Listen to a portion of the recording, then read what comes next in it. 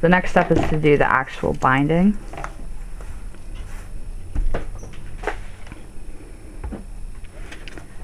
So I'm using silk and it looks like it's really thick, but it usually will scrunch up pretty good and come through just about any size hole. And I'm just going to cut,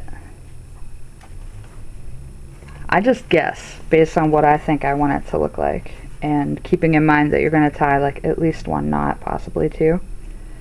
I'm just going to go this long. Let's see. I'm going to do 6 14-inch pieces. And I'm just measuring the first one and then eyeballing it from there.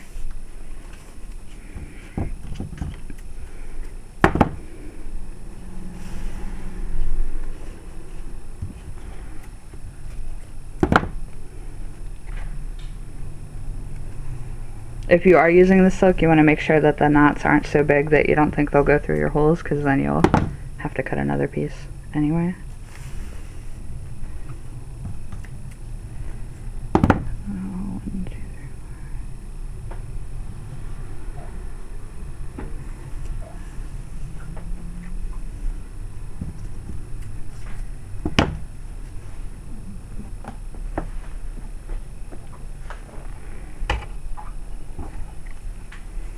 Okay, so I have my pieces, I have my string. The next step is going to be to finish the binding. And so what we're going to do, whoops,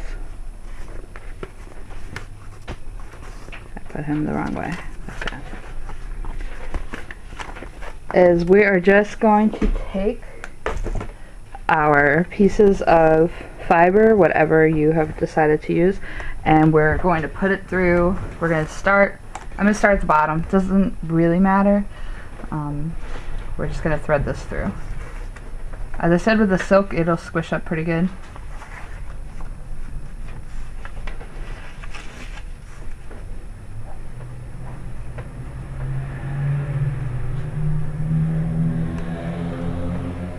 It tends to be easier to do little chunks at a time. You could also thread this on a needle and bam, you're done.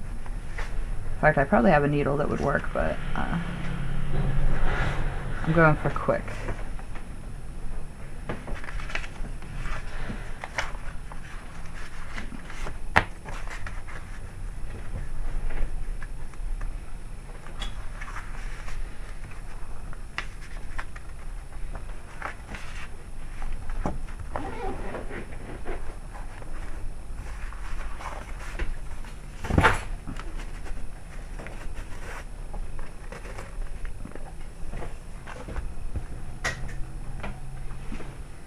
Alright, so we're just pulling the fiber so that we have both sides are the same, and we're going to tie it. Now the inclination is to tie it like really tight like that, but that's actually not going to be very good for your journal. You want to have it fairly loose so that, like I just tied it, then knot it. You want to be able to open these pages and actually use the journal. These are going to be a little bit harder to flip just because they are thinner. And so if you have any trouble flipping pages, loosen it up even more. It's not a tight binding. Alright, so that's good. So it's fairly loose. It's not like, it's snug, but not tight. And now I'm going to do a knot. And just to make sure, yep, perfect. So now we're going to finish up the whole thing. I think it's easier to start at the bottom and work your way up.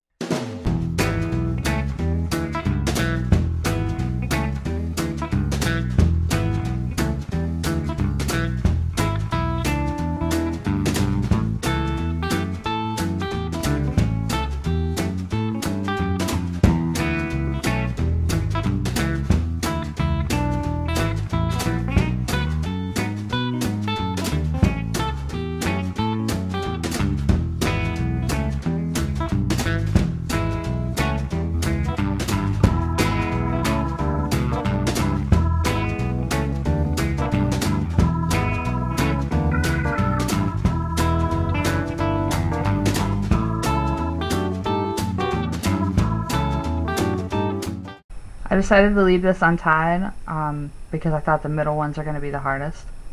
So I'll come back and I'll tie both at the same time.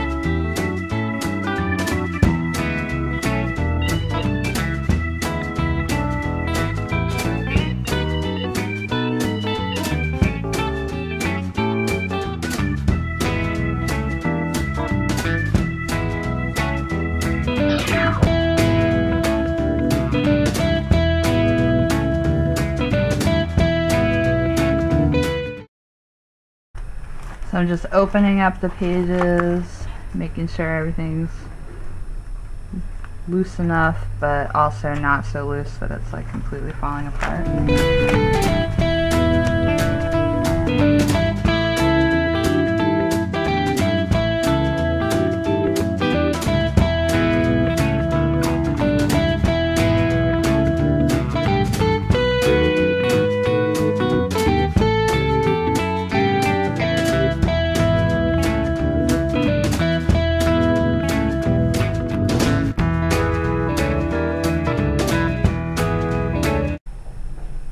So now I'm just, and you don't have to do this, I'm doing it because I thought it would look cool.